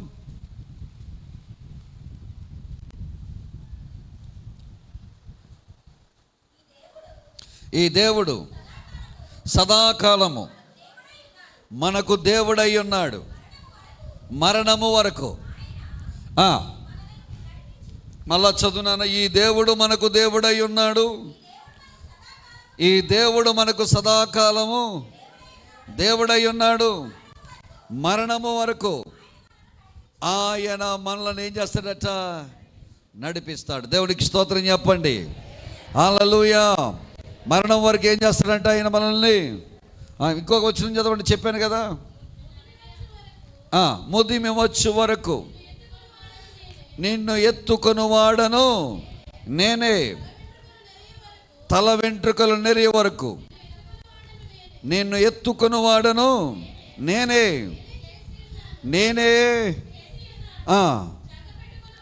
చంక పెట్టుకొని వాడను నేనే, రక్షించువాడను నేనే. దేవునికి స్తోత్రం కలుగునుగాక. హల్లెలూయా. తర్వాత వాక్యం చదవండి. నీతి మార్గమున ఆయన నన్ను నడిపించుచున్నాడు. ఎవరు చెప్తున్నారు ఈ మాట? గొర్రె చెబుతుంది. ఎవరితో చెబుతుంది? కాపరితో చెప్తుంది. చెప్పండి, యెహోవా నా కాపరి, నాకు పచ్చిక గల చోట్ల శాంతికరమైన జలముల యొద్ద, తర్వాత నా ప్రాణమునకు ఆయన. తర్వాత వచనం చెప్పండి. తన నామమున బట్టి నీతి మార్గములో నన్ను ఏం చేస్తున్నాడు అన్నాడు? ఆయన నడిపించుచున్నాడు. దేవునికి స్తోత్రం. మీరు ఎప్పుడైనా చూడండి, పశువులు మేపేవారికి, గేదెలు మేపేవారికి, ఆవులు మేపేవారికి వాళ్ళు ఎప్పుడు కూడా ఆ గేదెల్ని, ఆవుల్ని, బర్రెల్ని ఏం చేస్తారంటే ఒకే పొలంలోకి తోలుకెళ్తారు. మీకు అర్థమైందా? వాళ్ళు ఒకే పొలంలోకి ఎప్పుడు తోలుకెళ్తూ ఉంటారు. ఆ పొలంలోనూ వాళ్ళు మేస్తాయి. గేదెలు కానీ, బర్రెలు కానీ, ఆవులు కానీ అవి మేస్తూ ఉంటాయి. కానీ గొర్రెలు చూడండి, గొర్రెలు ఎప్పుడు ఒకే పొలంలోకి తోలుకెళ్ళబడవు. గొర్రెలు ఏం చేస్తారు? కాపరులు అనేక చోట్లకి ఏం చేస్తుంటారు? వాటిని తిప్పుతూ ఉంటారు. ఎందుకు తిప్పుతూ ఉంటారు? అవి తినడానికి మేత మరి అదే పొలంలో దొరకదా? దొరుకుద్ది. కానీ అవి తినే మేత వేరు, ఈ పశువులు తినే మేత వేరు. పశువులు గడ్డిని మేస్తాయి, ఈ గొర్రెలు చిగుళ్ళు మేస్తాయి. జాగ్రత్తగా ఆలకించాలి. పశువులు ఏం మేస్తాయి? గడ్డిని మేస్తాయి. ఇవి వెళ్ళిన చోటే ఇవి వెళ్ళి కూడా మేసాయి అనుకోండి, ఆ పుల్లలు ఉన్నాయే, ఆ పుల్లలో అవి తిన్న తర్వాత అరగకపోతే లోపల అవి గుచ్చుకొని బ్లీడింగ్ అయి చచ్చిపోతాయి. అందుకనే ఇప్పుడు ఏం చేస్తాడంటే, కాపరి ఏం చేస్తాడంటే, ఈ గొర్రెలను ఒకే చోట మేపడు. అతను అడవంతా చుట్టుకొని, కొండలంతా చుట్టుకొని, అవసరమైతే అప్పుడప్పుడు మన ఇళ్ళలోకి వస్తూ ఉంటాయి కదా, అప్పుడే పాదులు పెడుతూ ఉంటాం, మొక్కలు పెడుతూ ఉంటాం. మొక్కలు వచ్చి పెద్ద ఆకులు తిని మీరు గమనించండి, మేకలు కానీ గొర్రెలు కానీ వచ్చి ఏం తింటాయి? చిగుర్లు తినిపోతూ ఉంటాయి. ఈ గొర్రెలు మేకలు ఎప్పుడు కూడా చిగుళ్ళే తింటాయి. అందుకే కాపరి ఏం చేస్తాడంటే ఇశ్రాయేలు కొండల మీద లోయల్లోనూ ఆ గొర్రెలను మేపుతూ ఉంటాడు. ఇంకొక విషయం ఏంటంటే ఇశ్రాయేలు కొండల మీద జలములు దొరకవు, నీళ్లు దొరకవు. అందుకనే కాపర్లు ఏం చేస్తారంటే తెల్లవారుజామున 5 గంటల సమయంలో 4 గంటల సమయంలో గొర్రెలను తీసుకుని ఏం చేస్తారంటే కొండల మీదకి వెళ్ళిపోతారు. కొండల మీదకి వెళితే ఏం దొరుకుతాయి అనుకుంటున్నారు? అక్కడ ఆ చిన్న ఆ చిగుళ్ళ మీద మంచు బిందువులు పడతాయి. ఆ మంచు బిందువులు ఎక్కడి నుంచి వస్తాయి అని అంటే మధ్యధరా సముద్రము, ఆ యొక్క ఎర్ర సముద్రము, ఆ గాలి వీచి కొట్టడం వల్ల, ఆ గాలి వల్ల ఈ తుంపర్లు పైకి లేచి అవి మంచుగా మారి ఈ గడ్డి మీద పడతాయి. అప్పుడు ఈ కాపర్ ఏం చేస్తారంటే ఆ గడ్డి మీద పడిన ఆ చిగుళ్ళ మీద పడిన ఆ మంచు, ఆ చిగుళ్ళు రెండు కలిపి తినడం వల్ల ఈ గొర్రెలకు దాహము, ఆహారం యొక్క కొరత తీర్చబడుతుంది. దేవునికి స్తోత్రం కలుగును గాక. అందుకనే గొర్రెల కాపరులు వాటిని ఏం చేస్తారంటే ఆయా ప్రాంతాలకు తీసుకువెళ్ళి, ఆయా చోట్లకు తీసుకువెళ్ళి ఈ గొర్రెలను మేపుతూ ఉంటారు. గొర్రెలు పొల్లల లాంటి గడ్డిని తినవు, గొర్రెలు చిగుళ్ళు తింటాయి. సంగమా, మీకు కూడా దేవుడు చిగుళ్ళు లాంటి మేత పెడుతూ ఉన్నాడు. హల్లెలూయా. సంఘములో జరిగే మంచి మంచి సాక్ష్యాలు, మంచి మంచి ఉపవాస కూటాలు, మంచి మంచి దేవుని సన్నిధిలో జరిగే కార్యాలు, అద్భుతమైనటువంటి జరిగేటువంటి సభలు, ఉజ్జీవ కూడికలు, లేదంటే ఆరాధన, ఇవన్నీ కూడా దేవుడు మీకు ఎలాంటివంటే చిగుళ్ళుగా దేవుడు మీకు పెడుతూ ఉన్నాడు. దేవునికి స్తోత్రం కలుగునుగాక. హల్లెలూయా. అందుకే అంటాడు ఆయన నీతి మార్గమున ఆయన నన్ను, తర్వాత చదవండి ఒకసారి,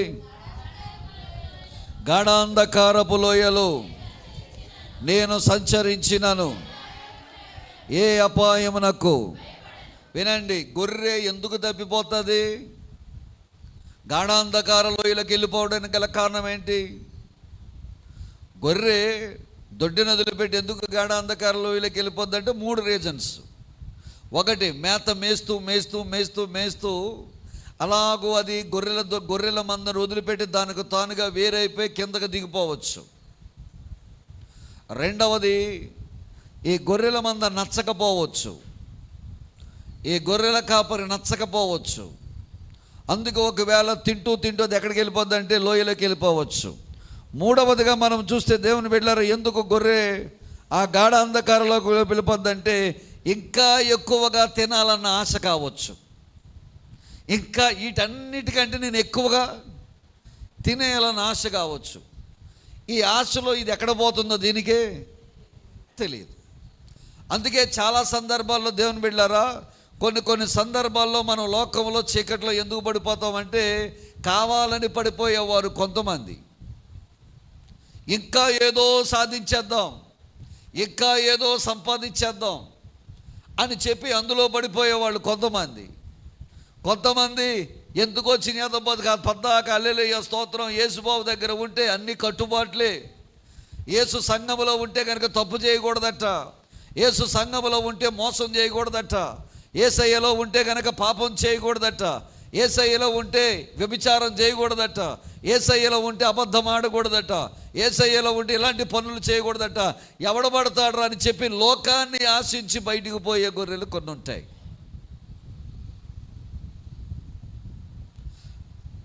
దీనివల్ల సంఘానికి దూరం అయిపోయే వాళ్ళు కొంతమంది, దీనివల్ల గాఢాంధకార లోయలోకి వెళ్ళిపోయే వాళ్ళు కొంతమంది. పాపం కొన్ని గొర్రెలు ఉంటాయి, అమాయకమైన గొర్రెలు, వాటిని తెలియక మంద నుంచి తప్పిపోయి. చూడండి, పుష్కరాలకి అనౌన్స్మెంట్లు చేస్తుంటారు మన వాళ్ళు.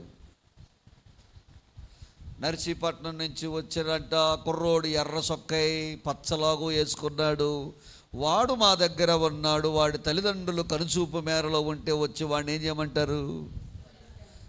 తీసుకెళ్ళనంటారు.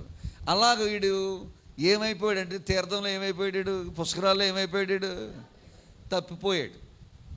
పుష్కరంలో తప్పిపోయాడు కాబట్టి అక్కడ అనౌన్స్మెంట్ చేస్తారు. అలా తప్పిపోయాడు కొంతమంది, తెలియక తప్పిపోయేవాళ్ళు కొంతమంది ఉంటారు, కావాలని తప్పిపోయేవాళ్ళు కొంతమంది ఉంటారు, లోకంలో బాగా సంపాదించేద్దామని తప్పిపోయేవాళ్ళు కొంతమంది ఉంటారు. ఈ తప్పిపోయిన బ్యాచ్ వల్ల వాళ్ళు ఎక్కడికి పోయారు చెప్పండి? గాఢాంధ, చెప్పాలి చెప్పాలి చెప్పాలి, గట్టిగా చెప్పండి. ఏ కారపులోయట అంటాడు?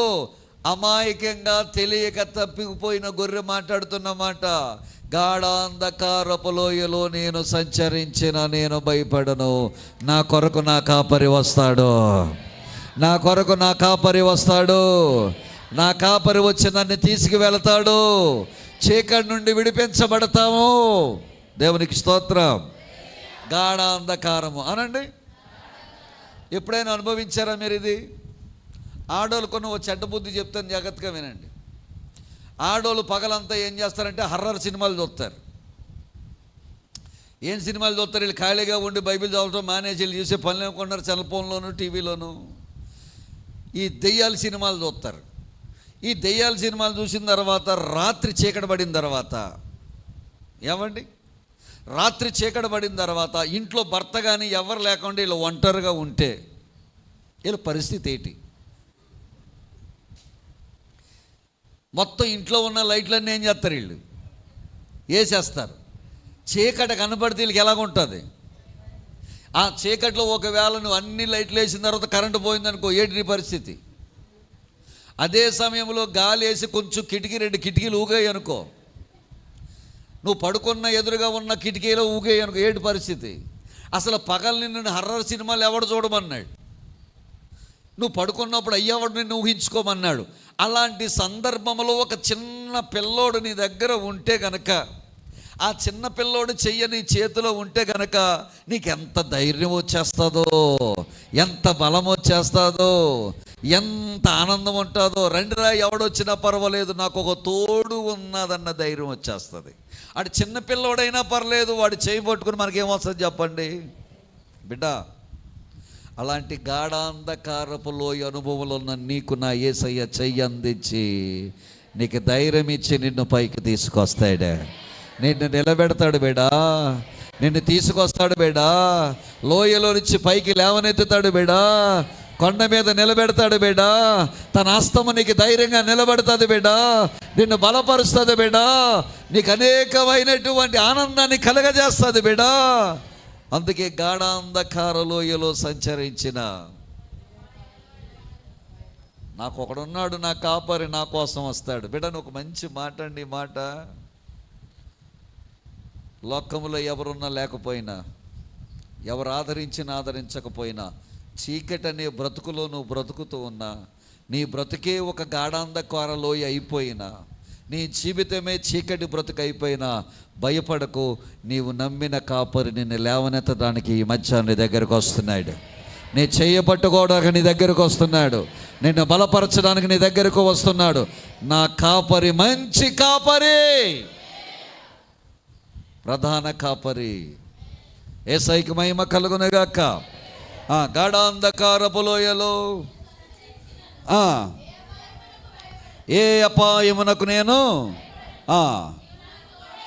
నీవు నాకు తోడయ్యుందువు, నీ దుడ్డు కర్రయు నీ దండమును నన్ను ఆదరించును. దుడ్డు కర్ర, దండము. దుడ్డు కర్ర, పోలీసుడి చేతిలో లాఠీ చూస్తే ఎవరు భయపడతారు?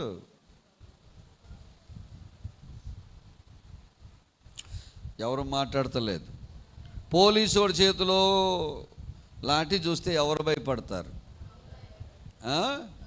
దొంగలు భయపడతారు, ఇంకా తప్పు చేసేవాళ్ళు భయపడతారు. గత రాత్రి నేను ఒక వేరే చోటుకి వెళ్ళి సూర్యాపేట వాక్యం చెప్పి వస్తాను. మధ్యరాత్రి 12 అయింది. సరిగ్గా దేవంచెరు మెరక మీద ఒక పోలీస్ వ్యాన్ ఆగింది. అక్కడ 10 మంది అమ్మాయిలు ఉన్నారు. పోలీస్ వ్యాన్ ఆగగానే ఆ ఆడపిల్లల పాపం ఆ అడవిలోకి పారిపోయారు. వ్యాన్ చూసి ఎవరు పారిపోయారు? పారిపోయారు. ఏ పిల్ల ఎటు పారిపోయిందో తెలియదు, వాళ్ళు పడుతున్నారో సత్తున్నారో తెలియదు. వాళ్ళు ఎందుకు పారిపోయారు అంటే వారి శరీరాలని ధనం కోసం ఏం చేస్తున్నారు? అమ్ముకుంటున్నారు, పాపం చేస్తున్నారు, వ్యభిచారం చేస్తున్నారు. అక్కడ మిగతా వాళ్ళు కొంతమంది ఫ్యామిలీస్ కారులు తాగి ఉన్నారు. వాళ్ళు భయపడటంలా, కానీ వీళ్ళు ఏం చేశారు? భయపడుతున్నారు.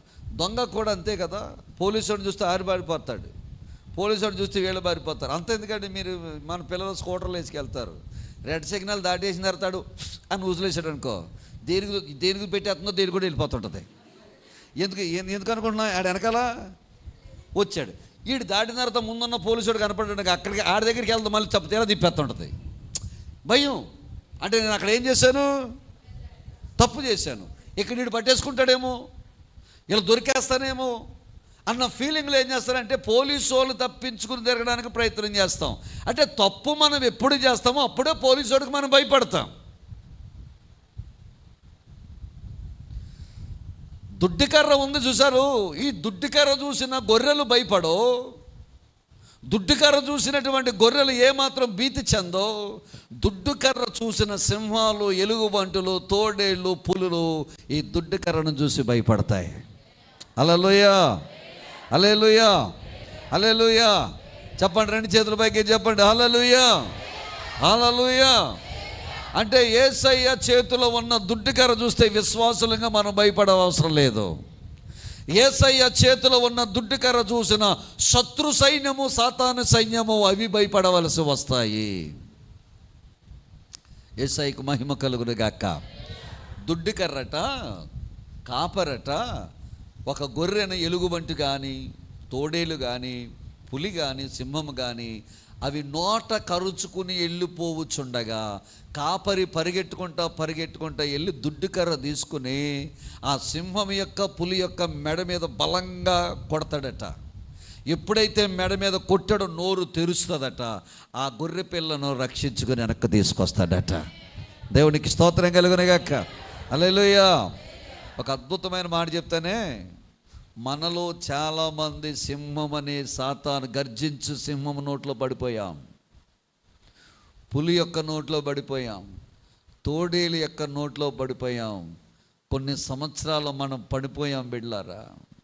వాడి పూర్తిగా మనల్ని నవిలి మింగివేయకుండా వాడు నోట కరుచుకుని వెళ్ళిపోవచ్చుండగా మన కాపరి సింహం వెనకాల పరిగెట్టాడు, మన కాపరి పులి వెనకాల పరిగెట్టాడు. ఇదిగో నిన్ను విడిపించడానికి తన రక్తాన్ని తారబోశాడు, ఆయన మెడ మీద కొట్టాడు, కలువరి శిలువలో సిదగదొక్కాడు, నిన్ను నన్ను ఆయన విడిపించుకున్నాడు, తన రక్తముతో విడిపించుకున్నాడు. యేసయ్యకు మహిమ కలుగునుగాక. హల్లెలూయా. తన రక్తముతో నిన్ను నన్ను విమోచించుకున్నాడు. అందుకే ఈ రోజున పరిశుద్ధులుగా దేవుడు మనల్ని నిలబెట్టాడు. దుడ్డికర్ర శత్రువు నుండి రక్షించడానికి ఉపయోగిస్తాడు. దండము అనండి.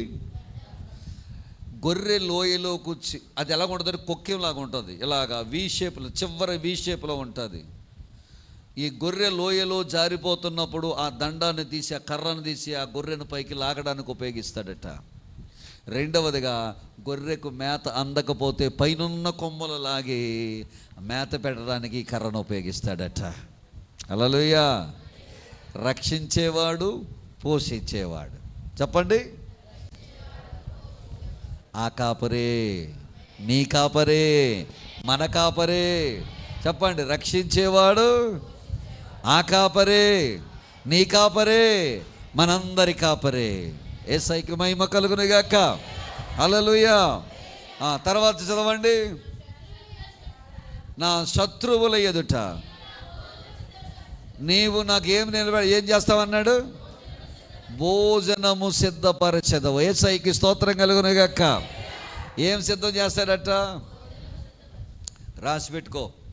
నేను తిట్టినోళ్ళు, నేను కొట్టినోళ్ళు, నేను ఎవరైతే ఇబ్బంది పెట్టాడో, దేవుడు బిడ్డమని ఎవరైతే అవమానం చేశారో, ఎవరైతే వద్దన్నారో, ఎవరైతే కాదన్నారో, యేసు ప్రభువునందు నమ్ముకున్నందుకు ఎవరైతే అవమానం చేశారో, నీకు జ్ఞానం లేదని ఎవడైతే నిన్ను తోలనాడాడో, దీనికి ఎందుకు పనికిరాదని చెప్పి ఎవడైతే నిన్ను చాలా మాటలు అన్నాడో, అవమానించాడో, చిచ్చి దీని బ్రతుకు ఎందుకు పనికిరాదని తృణీకరించాడో, ఒక దినము రాబోతుంది, వాళ్ళ ఎదటే దేవుడు నీకు భోజన బల్లను సిద్ధము చేయబోతూ ఉన్నాడు. తలను పైకెత్తబోతూ ఉన్నాడు, నిన్ను పైకి నిలబెట్టబోతూ ఉన్నాడు, నిన్ను బలపరచబోతూ ఉన్నాడు. ఎక్కడైతే తలదించావో అక్కడే నా ప్రభువు నిన్ను నిలబెట్టబోతూ ఉన్నాడు, బలపరచబోతూ ఉన్నాడు. ఆమేన్. దేవునికి స్తోత్రం. దావీదుకు తన అన్నదమ్ముల ఎదుట, ఫిలిష్తీయుల ఎదుట దేవుడు భోజనపు బల్లను సిద్ధం చేశాడు. మన శత్రువుల ఎదుట దేవుడు మనకు భోజనం సిద్ధం చేస్తాడట. ఓపిక పట్టు, ఓర్చుకో బిడ్డ, సహనం కలిగి ఉండు బిడ్డ. నోరు మెదపకు, వదకు తేబడిన గొర్రె పిల్లవలే మౌనంగా ఉండు. ఒక దినము రాబోతుంది, ఒక పరిస్థితి రాబోతుంది. మన పెద్దోళ్ళు అంటారుగా, నవ్విన నాపచేనే. చెప్పండి, నవ్విన నాపచేనే. ఎందుకు పనికిరాను నిన్నే నా దేవుడు నిలబెట్టుకుని ఒక గొప్ప ఫలములు ఇచ్చే చెట్టుగా చేయబోతూ ఉన్నాడు, ఆశీర్వదించబోతూ ఉన్నాడు, నిలబెట్టబోతూ ఉన్నాడు, బలపరచబోతూ ఉన్నాడు, తల ఎత్తుకునేటట్టుగా చేయబోతూ ఉన్నాడు. ఎందుకంటే ఆయనే నీ శత్రువుల ఎదుట నీకు భోజనము సిద్ధపరచువాడు. యేసయ్యకు మహిమ కలుగునుగాక. హల్లెలూయా. నూనెతో నా తల అంటి ఉన్నావంటాడు. నూనె, గొర్రెలకు నూనె ఎందుకు రాస్తారంటే, గొర్రెలు ఉన్న చోట ఆ తల దగ్గర, ఈ ముక్కు దగ్గర ఎందుకు రాస్తారంటే, ముక్కు దగ్గర వాటికున్న దాని తడి వల్ల ఏమవుతుందంటే దోమలు వచ్చి అక్కడ నివాసం చేస్తాయి, చెవు దగ్గర, ఇక్కడ. అప్పుడు ఇతను ఏం చేస్తారంటే, కాపరి ఆ దోమల బెడద నుండి విడిపించడానికి, ఆ దోమలు వచ్చాయి అనుకోండి, ఇక్కడ ఉన్నాయి అనుకోండి, అవి ఏం చేస్తాయి, వచ్చిన దోమలు గుడ్లు పెడతాయి. గుడ్లు పెట్టిన ఆ గుడ్లు లోపలికి వెళ్తాయి. లోపలికి వెళ్ళిన తర్వాత దేనికి అటాక్ అవుతుందంటే బ్రెయిన్కి అటాక్ అయిపోద్ది. ఆ బ్రెయిన్కి అటాక్ అయిందనుకో గొర్రె ఏమైపోద్ది, చచ్చిపోద్ది. అందుకని ఆ నూనె రాయటం వల్ల ఏమవుద్దంటే ఆ వాసనకి దోమలు దగ్గరికి రావు. దానితో పాటుగా కాపరి ఇంకో పని కూడా చేస్తాడు. నూనెను ప్రతి గొర్రెకు నూనె రాసి అక్కడున్న గడ్డి తీసుకొచ్చి గడ్డిని పొగగా వేస్తాడు. ఆ పొగకి ఏమవుతాయంటే దోమలను ఏమైపోతాయి, పోతాయి. ఇప్పుడు ఏమవుతుంది, నూనె రాయడం వల్ల ఆ నూనె యొక్క వాసనకి ఈ గొర్రె దగ్గరికి ఆ దోమలు రాకుండా అయిపోతాయి. అందుకనే గొర్రెలకు కాపరి నూనె రాస్తాడు. నా ప్రభు అంటాడు, నూనెతో నీ తల అంటి ఉన్నాను అంటాడు. యేసయ్యకి స్తోత్రం కలుగునుగాక. హల్లెలూయా, హల్లెలూయా. ఆ నూనె కారి గడ్డం మీదగా కారి అహరోను అంచుల మట్టుకు, అంగి అంచుల మట్టుకు కిందకు దిగజారుతున్నట్టుగా ఉంటుందట. అభిషేకం ఎవరి మీద ఉంటే వాళ్ళకి ఐక్యత కలిగి ఉంటారు బిడ్డలారా. అభిషేకం కలిగి ఉన్న వారికి క్షేమము కలుగుద్ది దేవుని బిడ్డలారా. దేవునికి స్తోత్రం కలుగునుగాక. అభిషేకం కలిగి ఉన్నవాడు వాడబడతాడు దేవుని బిడ్డలారా. అభిషేకం కలిగి ఉన్నవాడు బలమైన కార్యాలు దేవుని కొరకు చేస్తాడు దేవుని బిడ్డలారా. అభిషేకం కలిగిన వాడు అడుగుపెట్టిన కాడ ఆశీర్వదించబడతారు దేవుని బిడ్డలారా. రెండు చేతుల పైకి ఎత్తి యేసయ్యకి స్తోత్రం చెబుదాం. హల్లెలూయా, హల్లెలూయా. నా గిన్నె నిండి పొర్లు. మనం ఇప్పుడు ఎలాంటి బ్యాచ్ వాళ్ళం అంటే, అయ్యా మాకు ఏమీ లేదయ్యా, మరి ఏం చేయమంటావు అయ్యా, గిన్నెలో నూనె లేదు, బుడ్డులో నూనె లేదు అంది ఒక ఆవిడ. ఆ ఆవిడ అంది, అయ్యా కొంచెం నూనె ఉంది, కొంత పిండి ఉంది, అప్పాలు వేసుకుని నేను నా కొడుకు చచ్చిపోదాం అనుకున్నావు, ఈ లోపల నీళ్ళు అడిగావు కదా అని చెప్పి, నువ్వేదో ఊరు కొత్తోడుగా ఉన్నావని నీళ్ళు అడిగావని చెప్పి ఒక గ్లాసు నీళ్ళు తెద్దామని వెళ్తాడు, మళ్ళీ పిలిచి నాకు మొదట అప్పం పెట్టమంటున్నావు. బాబు వాస్తవం ఏమంటే మా ఇంట్లో ఏమీ లేదయ్యా, కొంచెం నూనె ఉంది, కొంచెం పిండి ఉంది, వేసుకుని చచ్చిపోదాం అనుకుంటున్నాం అయ్యా అని తన బాధ అంతా ఆ పాస్టర్ గారితో చెప్పింది. ఆయన అంటాడు, ఓహో అలాగమ్మా, కొంచెం ఉందమ్మా, తినేయమ్మా, పర్వాలేదు, నేను ఆకలితోనే ఉంటాను అని అనలా. నీకు కొంచెమే ఉందా, కొంచెం నూనె ఉందా, కొంచెం అప్పమే ఉందా, నువ్వు వెళ్ళి మొట్టమొదటిగా అప్పం ఎత్తావు కదా, తీసుకొచ్చి నా దగ్గరకు పట్టురామాడు. ఈవిడికి చాలా కోపం వచ్చి నా బాధ అంతా చెబితే నా కొడుకు పెట్టమని అంటాను అనుకున్నాను, కానీ ఆడి తినేస్తాను అంటాడేంటి అని అనుకోలేదు ఆవిడ. మిమ్మల్ని మాట అడుగుతాను, మిమ్మల్ని మాట్లాడతాను, ఇచ్చేవాడు ఆశ్రయించబడ్డవాడా, తీసుకునేవాడు ఆశ్రయించబడ్డవాడా? మళ్ళీ చెప్పండి. మీరు ఆశ్రమిస్తే దేవుడు నీకివ్వడం ప్రారంభిస్తాడు. దేవుడు అన్యాయస్తుడు కాదండి. అదిలించి నువ్వు ఏ కొలతతో అయితే కొలుస్తున్నావో అదే కొలత దేవుణ్ణి కొలుస్తాడు. నాకు తెలుసు సంఘంలో కొంతమంది బిడ్డలు ఉన్నారు, ఇవ్వగలిగి కూడా దేవునికి ఇవ్వకుండా వాళ్ళు చాలా చేతులు వెనకబట్టుకో. ఎప్పుడు ఆలోచించలా, ఏమో ఈ దైవ సేవకుడు పెడితే మంచిదేమో అని తీసుకొచ్చి మొదట అప్పం చేతికి ఇచ్చిందట. ఆయన నోట్లో పెట్టి తిన్నాడు, బుడ్డిలో నూనె పొంగి పొరలడం ప్రారంభించింది, తొట్టెలో పిండి పొరలడం ప్రారంభించింది.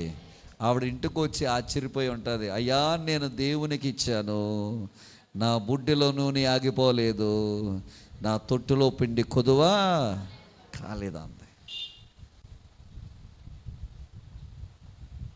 గిన్నె నిండి పొరలం అంటే ఏంటండి? కొంతవరకు మనం తింటామండి, ఇక మన వల్ల కానప్పుడు దేవుడు మన గిన్నెను పొర్లించినప్పుడు నిన్ను దేవుడు అనేక మందికి ఆశీర్వాదకరంగా దేవుడు నిలబెట్టబోతున్నాడు, దీవెనకరంగా నిలబెట్టబోతున్నాడు. నువ్వు ఎంతవరకు అయితే దేవునికి ఇవ్వడంలో మనం ముందుంటామో నీ గిన్నెను దేవుడు నింపుతాడు. నింపిన కొలది దేవుడు నీ గిన్నె పొర్లుతూ ఉంటుంది. నీ యొక్క ఆధ్వర్యంలో, నీ ప్రేమలో, నీ కుటుంబంలో అనేక మందిని ఆశీర్వదించబడి దీవించబడతారు దేవుని బిడ్డలారా. హల్లెలూయా. యేసయ్యకి స్తోత్రం చెప్పండి, గట్టిగా చెప్పండి. ఇక ఆఖరి మాట చెప్పుకొని ముగించుకుందా. నేను బ్రతుకు దినములన్నయు కృపాక్షేమములే నా వెంట వచ్చును. యేసయ్యకి స్తోత్రం చెప్పండి. హల్లెలూయా. కృప చెప్పండి, కృప క్షేమములు వెనక ఎక్కడి నుంచి వస్తాయట? ముందే ఉందంట భోజనపు బల్ల, లెఫ్ట్ సైడ్ ఏముందంట? దుడ్డు కర్ర, రైట్ సైడ్ ఏముందంట? దండము, పైన ఏముందంట? తైలం. మళ్ళీ చెప్తున్నాను, వెనకాల ఏమున్నాయి? కృపాక్షేమాలు. ముందేముంది? భోజనపు బల్ల. లెఫ్ట్నేముంది? దుడ్డు కర్ర. రైట్నేముంది? దండము. పైన ఏముంది? తైలము. ఇవన్నీ నిన్ను కాపాడుకుంటూ తీసుకెళ్ళేవాడే నిజమైన కాపరి, మన కాపరి, మన ప్రధాన కాపరి. ఆ కాపరి మనందరికీ నిజమైన కాపరిగా ఉండునుగాక, నీ జీవితానికి ఉండునుగాక, మన సంఘానికి ఉండునుగాక. ఆమేన్. లేచి నిలబడదాం, చిన్న ప్రార్థన చేసుకుందాం.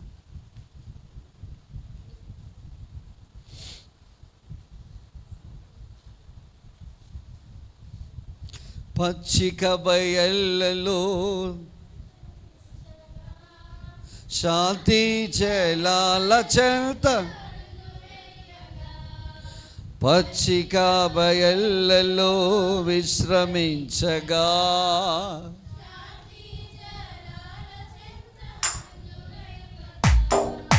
చేయు విడువక, చేయు విడువక,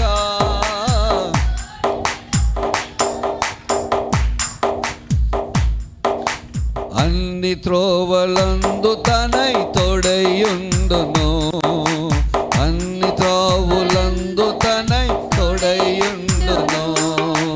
మంచి కాపరి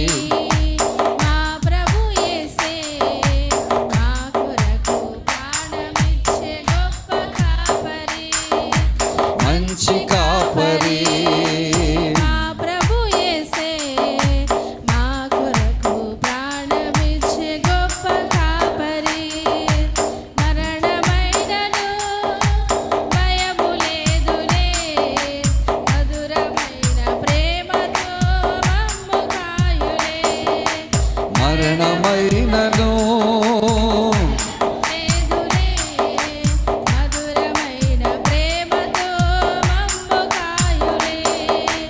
మంచి కాపరి